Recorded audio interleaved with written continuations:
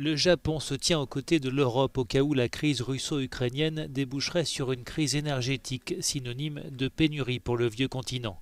Tokyo a annoncé la livraison à l'Europe de certaines de ses importations de gaz naturel liquéfié. Plusieurs navires-citernes sont en route, a indiqué ce mercredi le ministre japonais du Commerce. Jusqu'à présent, dit-il, le Japon a suffisamment de gaz naturel liquéfié pour répondre à la demande intérieure, même s'il n'en a pas en abondance. Au vu de l'évolution de la situation internationale, notamment avec l'Ukraine, le Japon doit s'aligner sur les pays du G7, en particulier ceux avec lesquels nous partageons les mêmes valeurs. L'Union européenne et les États-Unis ont promis des sanctions essentiellement économiques contre Moscou si les troupes russes envahissent l'Ukraine.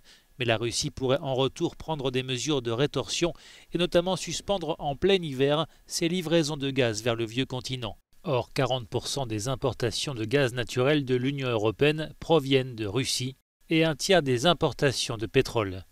L'enjeu énergétique est donc de taille pour l'Union, reconnaît le chef de la diplomatie européenne, Josep Borrell. Aujourd'hui, notre environnement est caractérisé par des turbulences géopolitiques dans le contexte de la crise russo-ukrainienne, dit-il. Et les questions énergétiques se retrouvent au cœur de cette crise, car la Russie n'hésite pas à utiliser ses approvisionnements énergétiques significatifs vers l'Europe comme levier pour obtenir des gains géopolitiques.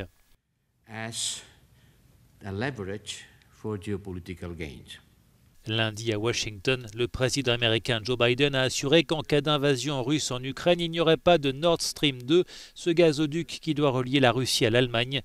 Plus ambigu, le chancelier allemand Olaf Scholz a assuré ensuite devant des sénateurs américains que le gazoduc n'irait pas de l'avant.